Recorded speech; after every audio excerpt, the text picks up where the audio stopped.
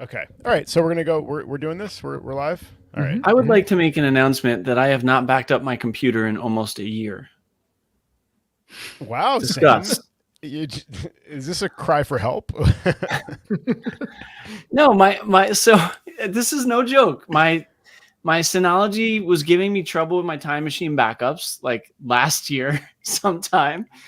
And I was busy or whatever. I tried to troubleshoot it for a little bit and I was like, screw this. I'm not gonna deal with this right now. And then I kept, Time Machine would tell me you have not backed up in like 21 days. I'm like, okay, thanks a lot. Then it just started to build.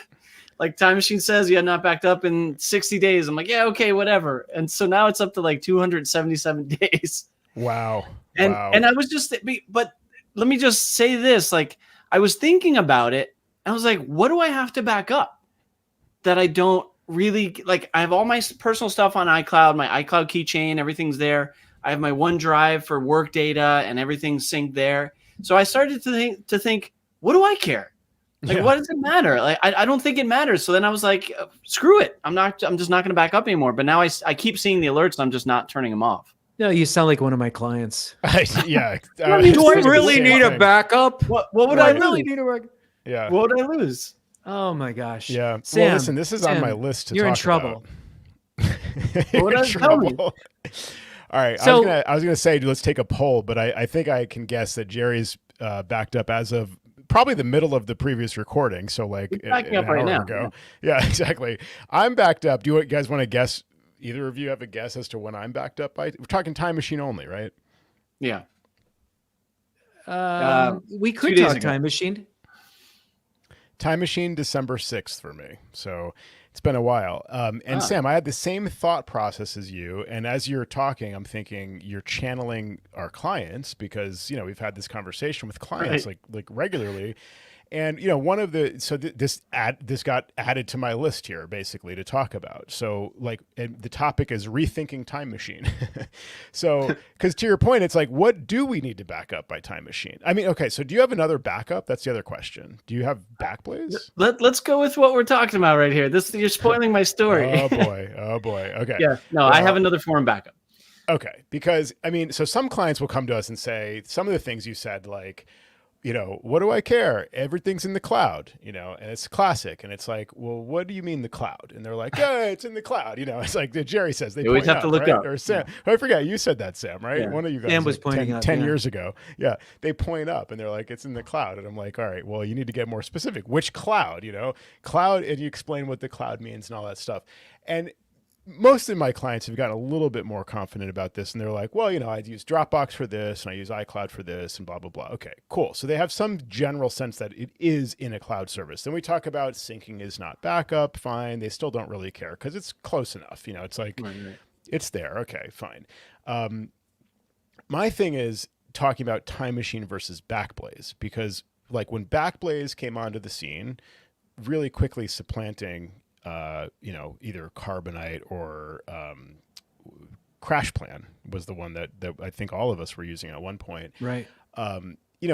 These were always thought of as secondary. I mean, did you guys back then think of like a cloud backup or an online backup, an offsite backup as like the only backup? That was never.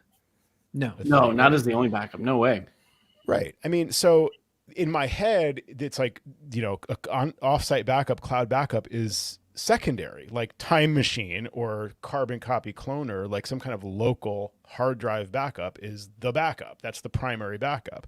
But like, there's very few occasions where I actually use it as the primary backup in practice. Like, right? Like to your point, Sam. Yeah. Hence my story.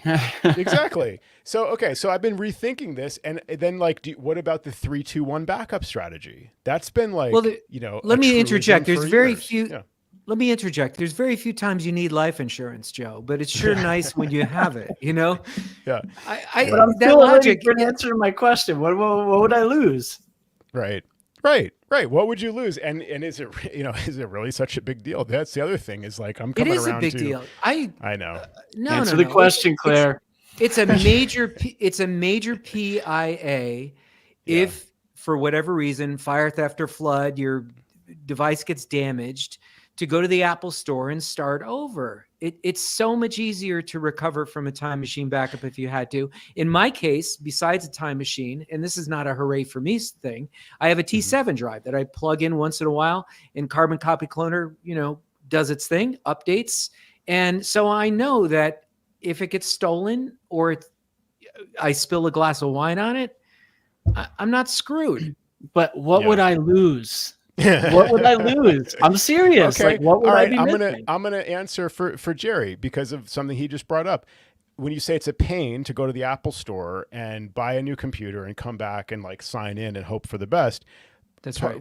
Part of the reason it's a pain is like what you're losing are preferences, settings, like just the way you have things set up, applications you need to reinstall, all that kind of stuff. So a lot of people don't care. Like I know I would care. Like if I started fresh on a new Mac and I mean, I'd care because I would be frustrated in certain cases where it's like, oh yeah, I forgot I changed that setting. Now I have to go back and, why does this work this way? Oh, that's the default.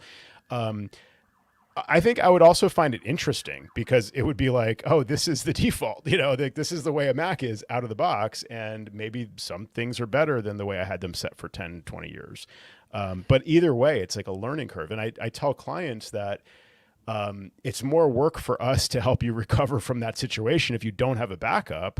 And we're piecemeal, like, okay, let's download Office. Let's, what did you like? I don't know. What did you do? What apps did you use? Like, I have no record of this, where's your doc? Your doc's gone. Like, we don't, I don't even know. Who are you? Like, so it could get really confusing at a certain point. Like, and it's literally a lot of time to go through this interview process and actually set everything back up again. So then again, a lot of kids, my clients' kids will be like, it's all in the cloud, and they're serious. It's like, they don't care if they lose everything and they just sign into Google Docs, they're happy, Yeah.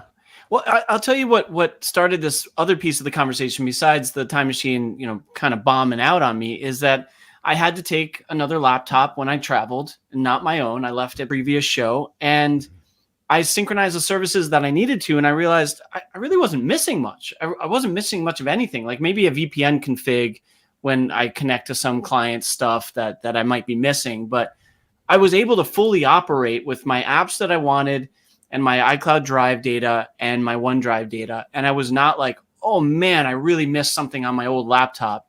So I thought it was like interesting that I was able to be far away for that long and not really miss much of anything. Like maybe my dock preferences, sure, my settings and all that little stuff. Yeah, of course. But data-wise. Okay, but how long did it take you to set up that, burner Mac to, like, I'd have to sign into, my work email, my, 1, 2, 3, like personal emails that I, 2 that I actively use, 3 maybe. There's a couple others that I don't really, you know what I mean? And it's like, oh yeah, that in the edge case, I wish I had that obscure email that I don't really use, but like I wish I had it because now this is annoying not to have it. I don't know. There's little things like that that would bother me, Now let me just say, I have other forms of backup, all right? This was a heated topic. I wanted it to be that way, but we should put a little disclaimer down here. Everyone should have a backup. All right. I'm agreeing with you, Jerry. But I thought it was, it wasn't on purpose. It was just something that started to happen that I realized, what would my life be like if my computer, got thrown out my second story window and cracked open? What would happen at that point if I didn't have a backup? And there would be stuff for sure, but I could get by. Yeah. I think for me, it's just the restoration, the speed of restoration to just get back to where I was so I could do my work. I think if it wasn't such an essential tool for us, it would be like, well, I could probably figure this out. And over a couple of weeks, everything would sort of be back to where it was. But, because we use it every single day and most of our waking hours, we're connected to this thing in some way, except for Joe, because he's kind of a free spirit and he's flying all over the country, going to see rock and roll shows and stuff like that. But if he was more grounded like you and I were, Sam, I mean, this is a tool for us. If only. And it's just like nonsense. It's nonsense not to have this backed up 6 different ways because it's that one time. All it takes, It's no effort for us, and the cost is nothing, So like, what Yeah, And but okay, there is a cost because Time Machine is a huge pain and it just doesn't do its job. It doesn't work. You know, it's like we've talked about this 100 times. For me, the reason that I haven't backed up since December 6th is because I don't know, it just stopped backing up on that date, you know? And then like now I have to go into my Synology and I have to like probably increase the quota a little bit, you know, or I have to like delete the destination and re-add the destination, or I have to try my little Adigy remediation, stop, wait, start, you know, so it tells Time Machine to stop backing up and then it waits 3 minutes and then it tells Time Machine to start backing up. And that works. Why does that work? I don't know. That works sometimes. So it's a pain. And so I just like let it go by the wayside. So I mean, for us, it's one thing. This is, you know, I agree with you. I wish I had a Time Machine backup. I used to have a carbon copy cloner like you do, Jerry, like with the SSD, you know, plug it in once in a while and it backs up. And it's like, now I've got a really fast drive I can work from. And certainly definitely have also the offsite backup. But for clients, like what is the recommendation? Because I think we're lucky if we can get them to agree to one form of backup. Some clients do have our preferred up until now 2 forms of backup. Time Machine is the primary, Backblaze is a secondary.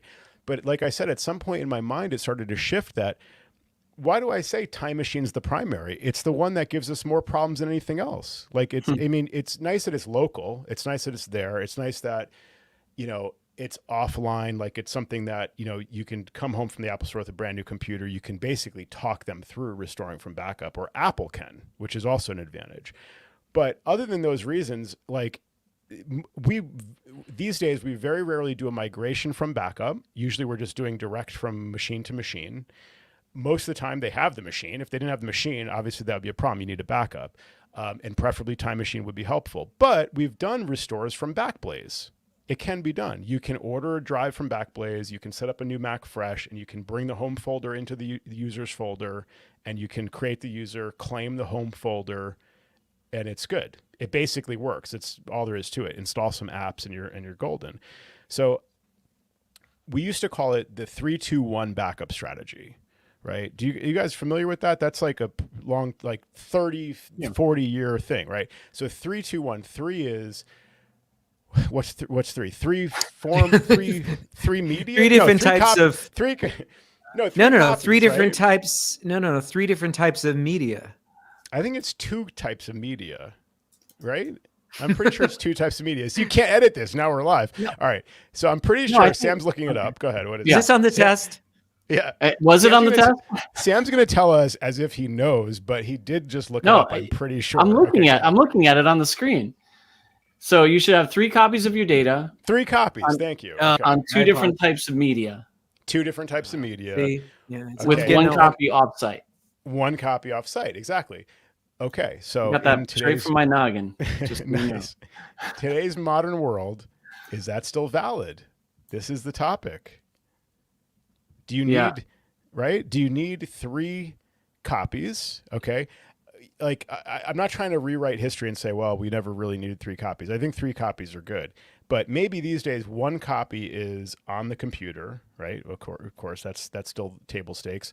1 copy is on a cloud service. So for any like day-to-day data, any common data, like, you know, how many people are creating a file on their hard drive, like in a folder that's not synced with a cloud service, and then like actively working on that day to day, and then, you know, sharing, like not sharing it until it's finished. You know, I think that's pretty rare. I think most people these days have their files in a cloud service already. So it's either in Dropbox or it's in iCloud, or it's inherently cloud-based. It's email that you're composing and responding to. Like it's stuff that's inherently cloud-based. So like 90% of stuff is already in a cloud service. So that's one location.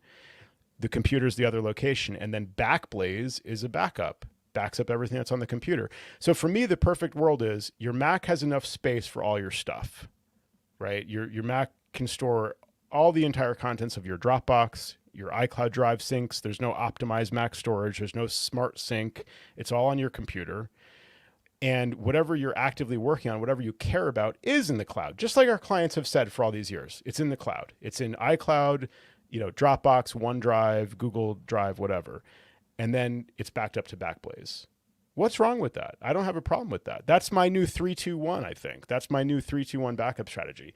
I don't know if it's two different types of media because these data centers use hard drives. I mean, I guess my Mac has an SSD. That's technically two different forms of media, right? Yeah, we should go back to tape. That'll be a second form. Yeah, I'm gonna get a tape. I missed the MacBook Pro that had a tape drive. You know, it had a DVD drive and a tape drive, and you could actually, you know, rip a DVD to tape if you wanted to. It's all built in. I miss those days.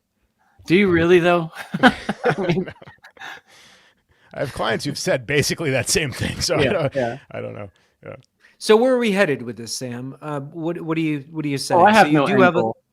You do have other backups though. Yes, yeah, and you did. I think it was Joe that made the point, but I think we all understand it in the fact that syncing is not a backup, right? So like if I needed a file that I deleted 2 days ago, it's not going to be there, or it could be in iCloud, you know, in the restorable deleted items. But there are time frames that go beyond that, and then it's gone. Like you're not going to get it back. So that's course you should have a backup. I'm just, you know, I wanted to trigger Jerry, and it worked a little bit, I think, and. But we should always have a secondary or third copy of data, and offsite is incredibly key. I still think you're crying for help. No, I really think so. Like this to me is a mindset shift. Like I want to start telling clients that what they really need, you know, just Backblaze is your backup and just work from your cloud services, have enough space on your Mac. That's the advice. It used to be, you know, Time Machine was the first thing I'd mention. It doesn't even get mentioned now, you know, in theory, in this scenario. And I think it really is the key thing is that they need to work from cloud services, like so everything is actually in that other location, and have Backblaze, because again, to your point, they made, you know, if they're relying on cloud as a sync, as a backup, it's not, it's a sync. And a lot of them don't understand that, like, they only have a limited time to recover from. Like iCloud is, what did you say, Sam? Like 30 days, right? To go back. I believe so, yeah, 30 days. You know, and it's not exactly like I had an issue recently where a client had deleted his calendar. He downloaded some utility called, you know, Cleaner Pro Kit or something. I don't know, Cleaner Kit. I mean, there's like some really stupid like apps out there, and they're like, you know, save space in your phone. Apple has great built-in tools to do that. And they find some janky app that ends up, you know, it's like by design, this app deleted all calendar entries older than 30 days. Who would ever want that? Like no person has ever said, I want you to delete every calendar entry prior to 30 days ago. And that's what this guy did. I mean, he opened the app, he agreed to something, he gave it calendar access, he did the whole thing. And that doing that on his phone deleted his calendar, his historical data of like 15 years on his Mac. And he was like upset about it. And so I had to spend a lot of time recovering from where else? Time Machine. So that's the issue with this, is that it wasn't an iCloud calendar. It was like, you know, a combination of like Google and other services and things. And there was no straightforward, like, can you just revert to the way it was before I ran this dumb utility? Because also he didn't know this was happening. So he didn't discover it. I don't think it was even within 30 days. So yeah, I mean, backup is key, and preferably like, you know, Backblaze, you probably need more, you need to go in there and actually adjust the setting to be a year's history, right? Or unlimited, because 30 days is not enough if it's your only backup. Truth. And when those accounts roll over, though, they're going to the year historical, correct? Oh, is that right by default now? I don't have anything to base that on. That was my understanding. Yeah. So do you guys use the price? Yeah, go ahead. Yeah. Do you guys use Backblaze groups? And that's how you, or do you just simply link your clients to an affiliate code? Combination of both. Yeah. Because I have hundreds and hundreds of, well, not hundreds, but, you know, over 100 people in various Backblaze groups of mine. Mm-hmm. So the Backblaze is always charging my credit card at some point or another. Consistently. Oh yeah, no, me too. I have to reconcile that like on a regular basis. Which client is this for? You know, and just make sure, because in QuickBooks, I classify them as either like my expense, like an office expense, or as part of my, you know, my material service cost. offering. Yeah, exactly. But yeah, so I've noticed that too. And and one of you guys pointed out they're $9 a month now. I mean, I remember when they started, I think it was like 6, right? So I think it was like $5 because it was like $60 a year or something. Yeah, exactly. Yeah. But I think you also pointed out that includes the version history. So I'm not sure. I haven't seen a renewal yet where I don't know if that's an option, like for people that have the legacy plan, maybe that's an option to renew at the higher amount with the longer historical backups, or. But if you sign a client up new, you have no choice but to go with that. Yeah. That seems to be right. Yeah, I think Backblaze, generally speaking, for anyone who's listening, they're pretty good at paying out their affiliate code amounts. And it seems like it's a good company to align yourself with. And anytime I've had any sort of thing questioned with bookkeeping or accounting, they were always quick to rectify it within, and a lot of people are put off by the fact that you can't pick up the phone, even if you have Backblaze groups, hundreds in my case, and talk to anybody. You have to do it through chat, and sometimes the chat's closed down at some odd times of the day. But ultimately, you when you chat with people, you get somebody who has the power to reverse a charge or make a change on your account almost immediately. So that's a nice feature, I think, that they offer. Yeah, I would agree with that. And the managing of groups in general is pretty well done in their interface. So whether you're using the affiliate, program where you're just getting paid for someone who has signed up and just keeps renewing, which is great because those residuals, increase over time. Or you're managing it like you were saying earlier, Jerry, where you've got like the charge on your own credit card for your client and you're including it with the plan. Those are also easy to manage, those groups. You can do that for the B2 storage and all that stuff too. So actually, great point. I actually went to buy something online the other day, not to do with anything technology wise, but it's like, hey, do you want to pay by PayPal? And I typically wouldn't do that. But when I clicked on it and I signed in, I had money in there, and I never have money in PayPal. I'm like, what is this? And Backblaze had just paid me. So I was like, nice. I got some free money, some Backblaze money. That is nice. That is nice when we get those. Yeah, I mean, it's the kind of thing, 1Password similar, it's like we're recommending Backblaze all the time because I just want the peace of mind that they have a backup. And likewise, 1Password, it's like they need that solution. They need 1Password or something, and 1Password is one we recommend for password management. And, why not get some affiliate income from that? Because we're already recommending it for so long. I just wish I had done that with Microsoft 365 about 5 years ago, signed up for whatever I needed to. But, theirs I think is a little bit more onerous to stay involved in. You have to, do some training and sell a certain number of seats per year and all this stuff. Whereas, Backblaze is welcome, welcome to the program. Yeah. And same with 1Password, I believe. Yeah.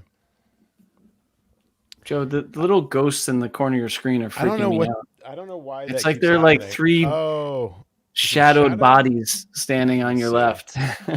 That's weird. I don't know why that keeps happening. It just keeps popping up, and I actually don't even know what it is that I'm looking at. Where is that?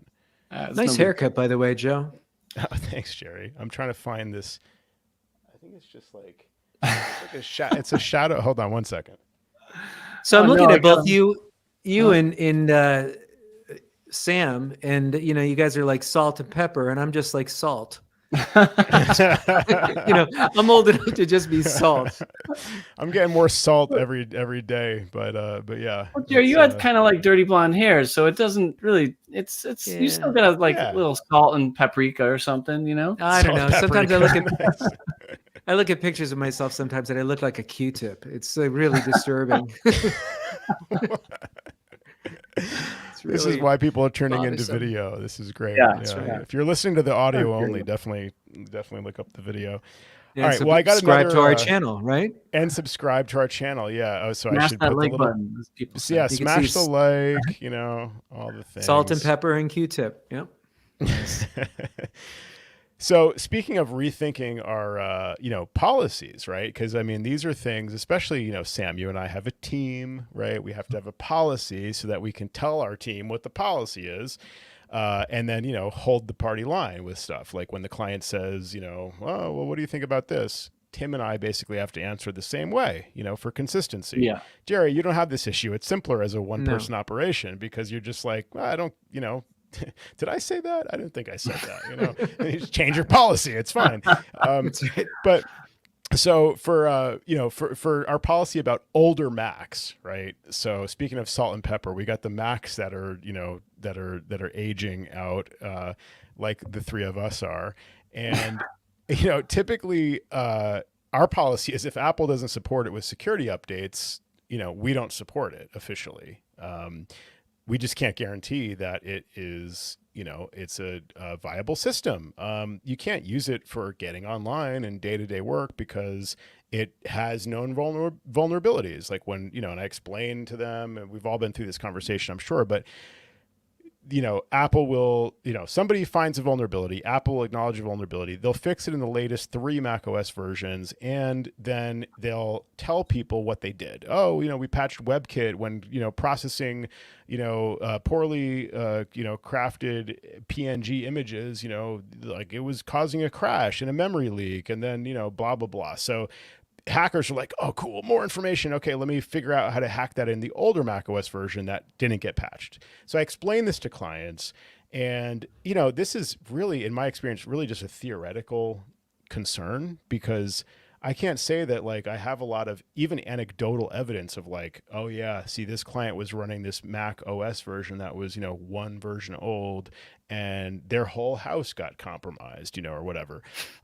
So it's like, I don't have that example, but like in theory, I wouldn't do it. Like that's not, smart, but I tell clients don't do it. And then what? They have this Mac that is 9 years old, let's say. It will run, like the macOS version that's one version prior to what Apple is currently supporting, let's just say. And is that okay? I mean, well, the kids use it for Roblox, or, we just use it to watch video sometimes. We have a photo slideshow on it. So, I mean, you're online. You might click a link and then the thing is compromised. Like, that's true. But is it really a concern? Like, what do you guys think about that? Yeah, I mean, but it's hard to prove, like you said. So it's you can spout your theories, and they can listen to you and just be like, okay, I'm still keeping this Mac because I don't want to spend any money. And especially in residential, it's a little bit more difficult because you can't really hold a company policy to hold their feet to the fire or anything like that. You can just be like, this is what we suggest, and that's that. I mean, do you have the same issue on the company side too, where you have like some companies with like 9-year-old computers? I mean, like I would love to say, oh no, it never comes up. But yeah, I mean, we have companies that, I've been telling them for years, like this is egregiously old. Like this, you can't keep this Mac in operation. It's like, it's like bad, man. Like you can't do that. And, they're like, oh, I know, I got to do something about it, and that's like what they've been saying for 3 years. So yeah, there's Macs that get to the point of 10, 11 years old and they're still in a business use. And then like I've given the example in one case, I've started charging clients an unsupported Macs fee, right? So I just say, you've got these 5 unsupported Macs that you refuse to do anything about. I charge you this fee now. And they're like, and it's like, it's a little bit, again, it's the carrot and the stick. Like it's the stick. It's the like, okay, every month that I don't upgrade, I'm paying for not upgrading. I might as well at some point pay to upgrade, you know what I mean? Like, and have better systems there. So they finally get it sometimes from doing that. Is it an amount that truly hurts? Like I mean, it doesn't hurt enough. I should raise it over time. I should say like, okay, so for the first 6 months of an unsupported Mac, you pay $20 per unsupported Mac per month or something. And then, after 6 months, it goes to $40 or something. I don't know. Maybe there's a better way to do this to really encourage them. But even in those cases, I still haven't had an issue that I can point to. There's an anecdote where, Bob Smith was running these old Macs and he regrets it now because, whatever happened. Yeah. But right, residential or business, it's unreasonable to expect you to support these older pieces of equipment, and then the client ends up, whether they're business or residential, complaining that they can't go to their bank anymore and they have to use Firefox, and can you help them download the version of Firefox that works with their bank? This is just like all, nonsense. They're just not viable computers to support, based on their age, based on their performance, based on the fact that they have a rotational drive.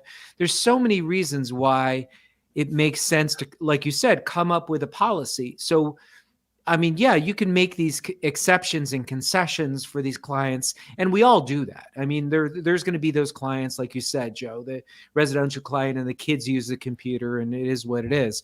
But for the most part, I think it's good to have a policy to say, you know what, we don't support anything that's older than 2019. Right. Rather than, because sometimes they get confused with, Apple's version of software. Like, I don't even know what I'm running. That's what they say to you or whatever. Yeah. I've got Monterey or I've got Catalina. That should be fine, right? And it's, well, no, it's not. Catalina is not fine. Yeah. So, right.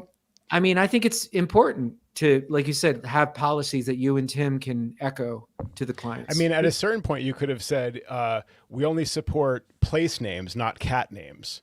Like a couple years ago, you could have said, like, no cat names. Lion? No. Lion, snow leopard? No.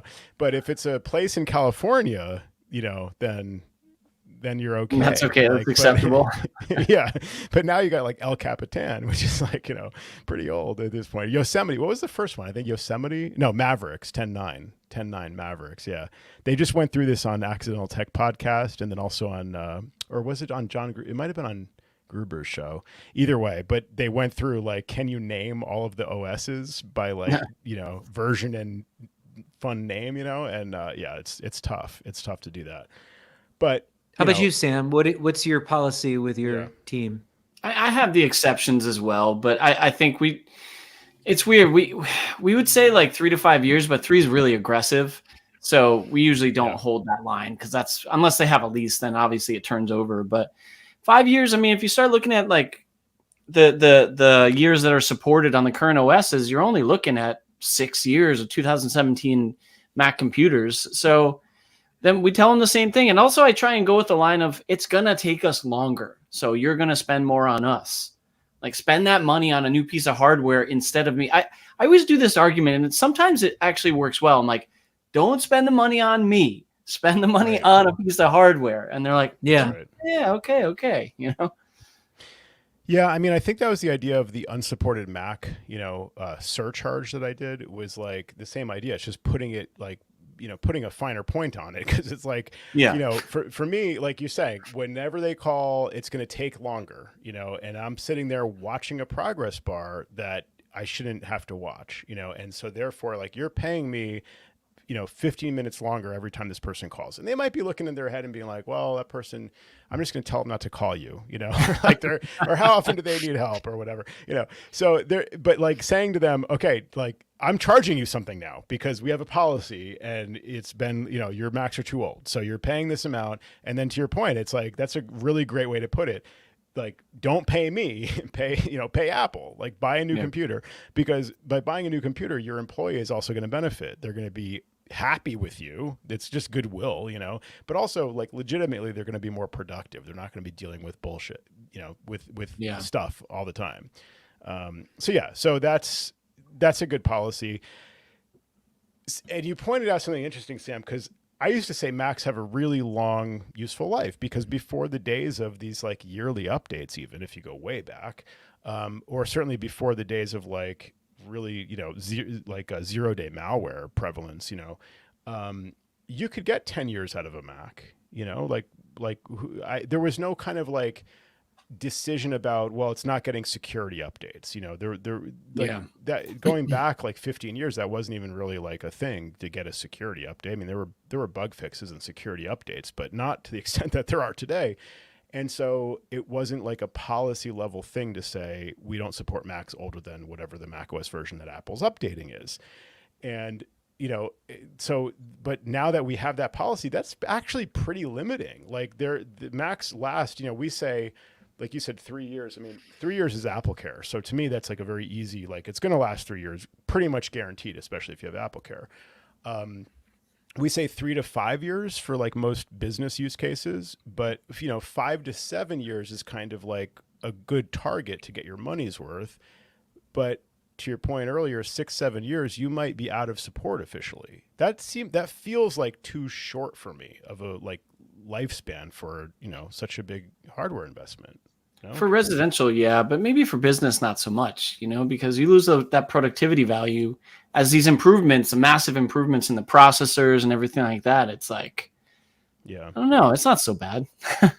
No, that's true. I mean, with Apple Silicon, it's like, it's really encouraging updates more quickly, like because people have so much to gain, like especially if you're rocking like a MacBook Air from 2018 or something, like you're definitely due to upgrade to the Apple Silicon equivalent of that. But also we don't actually know what the like long-term lifespan is of Apple Silicon, and we also don't know like how long Apple will like support the M1 processor, for example. So the longevity question is still a little bit of a question. My bottom line for this is like, I think there are some use cases in a residential setting for older hardware. So I agree with you, Sam. I think it's like business wise, I think we say still 3 to 5 years and that's it. Maybe we have a policy, 5 to 6 years. It's in a gray area where we're like, you're on borrowed time essentially. And, 6 plus is like, you're going to get charged by, on our monthly plan every month for that Mac. So maybe the policy should be 6+ years in business, you get charged for that. In a residential setting, it's like just strong encouragement. You would really benefit from upgrading. But there are some cases people have talked to me about. I mentioned, kids playing games. Here's one example that came to mind recently. Kids using KidPix. Have you guys heard of KidPix lately? That was something I knew about when I was a kid, 30, 40 years ago or something like that. Sounds familiar, but no. No? Okay, so KidPix is still out there apparently. Somebody said, I want to watch a video while I cook in the kitchen. Fine. Family, fine. Family photo frame. So you have remember like they used to buy these digital frames, and put them on a shelf or something. So it can be a family photo frame. Yeah, they're great. And a Mac is a beautiful thing that you could use that way. So those are some use cases where I think in a residential setting, it's okay. What would you guys say about mitigations for issues? Like if somebody says, I want to use it to look at a recipe in the kitchen, right? Problem is these recipe sites, they have 15 ads on them. So one of those ads could take you into like malware, right? So and 4 paragraphs of how they came up with the idea for the recipe. Yeah. Right. So you're hungry. Like it's like this like introduction, it's like if it's evening time and you're hungry, you may be interested in dinner, and then it's like another description about why you might be interested in this item. And then you scroll, and then there's the recipe. Yeah. Well, you might hit an ad somewhere along the way and you might then end up in malware. So I don't think it's easy enough just to say to a client, it's probably fine. Like if they're on the web, it's a concern, right? I mean, so how would you guys mitigate that concern? I mean, I don't know. It's tough because especially in residential, every family is different. Everybody responds in a different way and everyone has a different budget. So I think you mentioned it already. There's a good use case for older computers in certain situations. You just have to present them with the warning so that they're aware. And that's the most you can do at that point. I mean, my neighbor just called me yesterday he's like, oh, I got this. I'm trying to do my taxes and it says I need something called Monterey and I don't have that. And I'm like, well, your computer's like 10 years old. Actually 9 years old. Yeah. And I'm like, he's not my client, but I'm helping him out. I'm like, it's time. You got to do your taxes on your home computer. It's time. You got to upgrade, man. Just do it. But I got away from your question, Joe. No, I mean, it's a fine answer. You said like, what, you just warn them and then they like, now it's fair warning. Like, we don't recommend using this computer. Like, let's say it's stopping short of this where you insisted, okay, it's 9 years, it's time. If you say you're kind of in a gray area, it's like, what is the warning? Cause I mean, people don't really know. I mean, first of all, the concern could be a 0-day kind of thing or 0-click, it's like literally they don't even know they've been infected. It's not because they were tricked into installing some, whatever. They just don't even know they're infected. So I don't know that you can explain to someone like how to be careful enough to avoid the problem. I mean, is there an antivirus software? A lot of clients ask this, like, what kind of antivirus software do I need so I don't have to worry? It's like, well, you still have to worry, actually. Like, you have to practice good password habits. There's other things you have to know how to do. It's not just that you can install the software and then everything's fine. Like, there's no silver bullet, system. But is there something you guys would install? Malwarebytes? I mean, that's not going to prevent like a 0-day from infecting somebody from, who's running Catalina or something, right?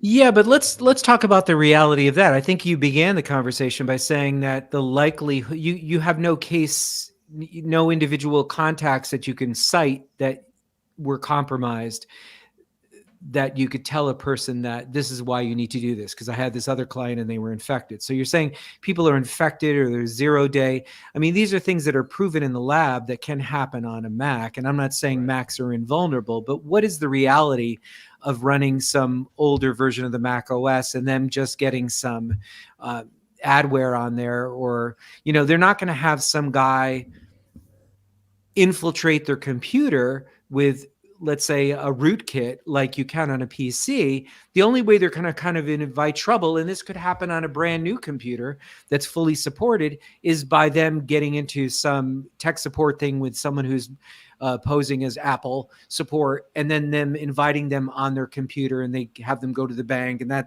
those sorts of scenarios. But whether the computer is running El Capitan or Sonoma, it's not going to prevent that from happening. So what are we really talking about here?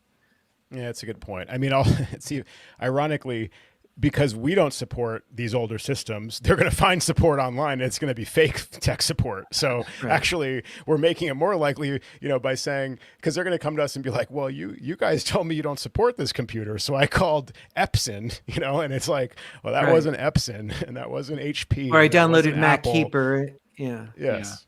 Yeah, I know. It's a good point. Maybe there's really not that big of a concern. I guess I'm just waiting for the day that like we hear about, 10,000 like Macs running Catalina were like instantly, like compromised. And, I mean, I also explain to people, because it's like, what's the harm? I just have my recipes on there or something, It's like, it's not my data. But then, it's a slippery slope. Do they sign into iCloud so that they can also do a little like iMessage on there? Now stuff is synced to other things. Now, like the stuff that gets affected over here is going to affect other computers. Maybe it's a foothold into the network. So, there are some concerns in theory. I guess it's fine to just take the stance like we don't officially support it. It's your hardware. Do what you want. I don't know. It's a tricky one for me. Yeah, it's always going to be too. It's never not going to be tricky, especially in residential markets. Well, I think that's those are two pretty significant things to talk about rethinking here: Time Machine and the policy for older Macs. So I'm glad you brought that up, Sam, about your Time Machine backup being so far out of date. 277, baby, and still counting. Very nice, and it prompted some good conversation. So so that was a fun topic. Any other closing remarks from you guys? Any other thoughts? I recently looked at a client's machine, and Time Machine hadn't backed up in some ridiculous amount of days. And so I removed it, re-added it, and it looked like Time Machine was starting to work. It said, analyzing changes, and it would, you get some sort of a progress bar, and then it gets about halfway through, and then it says stopping. Yeah. And it doesn't do anything. It didn't back up. It started to work, and then it stopped inexplicably. There's no rhyme or reason. Have you seen that most recent behavior? I don't know. I haven't backed up in like 300 days, man. I don't know. Yeah, there's an easy solution there, Jerry. Just turn Time Machine off and don't worry about it. And there's a perfect case, we're talking about older computers where it doesn't matter. You could have a brand new computer running Sonoma and this Time Machine can go sideways. And when it works, it's a blessing. And otherwise, it's just a big hunk of garbage. I feel like Time Machine is still on Snow Leopard. You know what I mean? Like it hasn't been updated with the OSs. It's just stayed where it was. Yeah. I mean, there's no reporting. Like, wouldn't it be nice if, Watchman Monitoring or Adigy or something could pull from the log, like what the actual issue is? Like, Time Machine fails and you don't get any information about why it failed. You go to the machine and you click the little info button, and then it'll be like, oh, well, I tried to back up and I hit the quota. There isn't enough space. It's like, oh, okay, it's a space issue. Like, I can solve that without having to like screen control this machine. But yeah, you're right. It like hasn't changed at all in all these years. And if anything, it has gotten less reliable, because I'm talking about even backing up, and Jerry, probably the same in your case, just a external hard drive that's sitting on the desk and it's plugged into the computer, and it's like, it'll just stop backing up. And in many cases, it's like 50 gigs free. Yep. What is the deal with that? You've mentioned that on the show before, and you're absolutely right. Yeah. And that's most of the time where I see the failure. It's not like I can get a network drive working again. I can't get a directly connected drive to work. Yeah, you have to erase it. So in the cases where I have this in practice, like in a business or a place where I know they have another form of backup, or it's not mission critical data or whatever, I'll just erase it and back up again.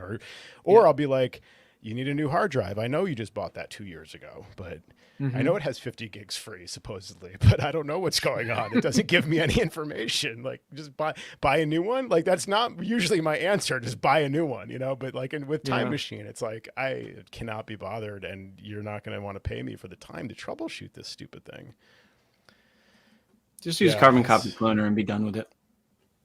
Yeah, it has solved a few things, and it is a local backup. I wonder, well, it's not a bootable backup anymore, right? It's not, they can't ensure that it's a bootable backup. So I don't think you can use it to restore like a new Mac, like if you have to migrate from, right, as a migration source. Yeah, it does have that limitation, I believe, but that's where Time Machine can shine if it was any good. Yeah. We should talk more in the future, just to tease the next episode, maybe, about speaking of like rethinking policy. There's been some good conversation in our Command Control Power channel on the Mac Admin Slack about whether to replace Watchman monitoring with another piece of software. And patrons will know that Watchman monitoring, thanks to our anonymous Apple Consulting Rates and Plans Survey 2024 that we just talked about on our recent episode for patrons only. We shared the results of that survey. Patrons will know that Watchman monitoring had still close to 70% support, basically, or respondents of our survey have used or are still using Watchman monitoring. So it's still very well established out there. But some people have asked about whether we would rethink that policy as well, whether to have Watchman monitoring on Macs that we're managing. Could we do the same thing with Adigy? Could we do the same thing with other tools? So that'll be a topic to pick up on in a future episode as well. And if you're interested in learning more about the results from the Rates and Plans survey, we had a lot of great feedback. Maybe I'll share a couple of things here.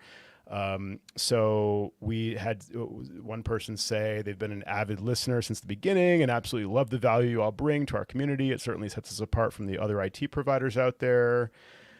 It's always a highlight of my week. We deeply appreciate it. The Patreon shows are that much better. I think that was a great move. This person shared some good feedback here, scrolling along the bottom of our video feed now. I found the new format better and more informative, as you all have been getting into some better, deeper convos about the struggles of running a business like ours. So that was very, very nice to read as well. The podcast is great. Listen to it every week. And their only recommendation would be to ease up on the client complaints. So we talked a little bit more about that on a recent episode, but we do get into a lot of client questions and client concerns and how to manage those things. And one person said that they love Command Control Commiserate. So I think that kind of summarizes some of the value from having those discussions about our clients and about our struggles with managing our businesses. So those were just some feedback from the recent episode and the recent survey that we did for Command Control Power on Apple Consulting Rates and Plans.